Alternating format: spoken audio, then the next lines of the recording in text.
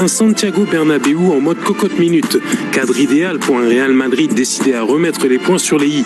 Après 4 défaites la saison dernière dans les Classicos, Lamine Yamal a lancé les hostilités sur les réseaux sociaux et Madrilène voulait lui répondre sur le terrain.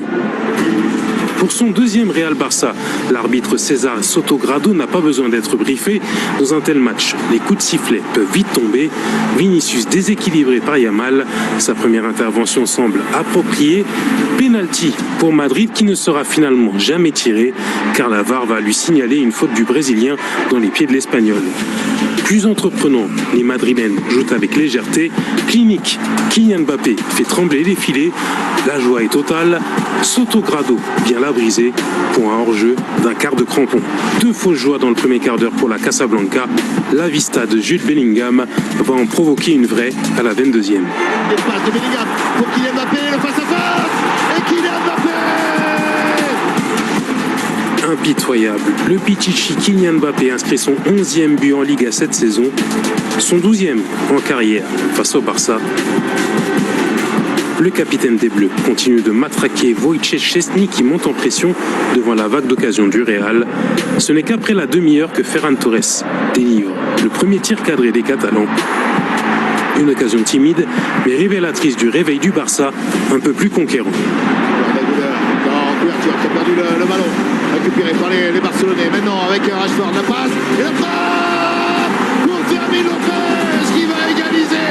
L'erreur madrilène qui est sanctionnée avec le Montfort du Barça, auteur d'un triplé cette semaine en Ligue des Champions. Le Barça reverdit offensivement avant de retomber dans ses travers défensifs. Attention avec le ballon qui va être poussé au fond le filet par Jude Bellingham. L'Anglais peut parader. La passe d'un Eder Militao ultra dominant dans les airs sur Alejandro Balde n'est pas non plus à négliger. À la pause, avantage mérité pour les leaders de Liga. La seconde période reprend sur le même tempo. Sur ce centre de Jude Bellingham, l'attention revient sur Monsieur Sotogrado.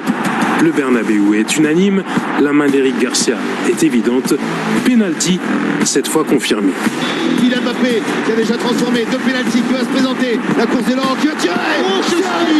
C'est arrêté par Wojciech Szczęsny. Kylian Mbappé resté sur un 11 sur 11 dans l'exercice. Son échec redonne de l'espoir au Barça d'un Hansi Flick suspendu, mais au plan de jeu totalement neutralisé. Le seul véritable grain de sable dans cette deuxième période maîtrisée des Madrilènes vient de la sortie de Vinicius, aussi étonné que furieux.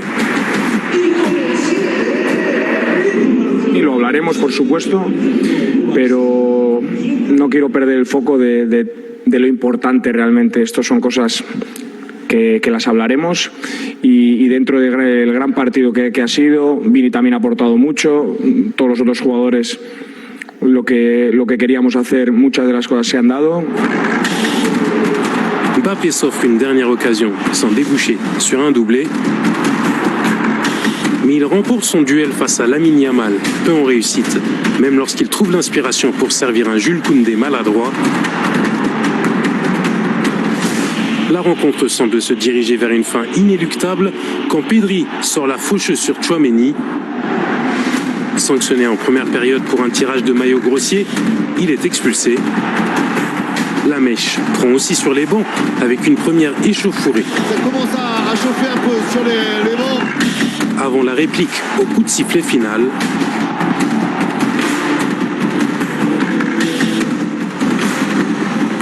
La communion madrilène peut finalement commencer et les raisons sont doubles. 5 points d'avance sur le Barça en Liga et la première victoire dans un Classico depuis avril 2024.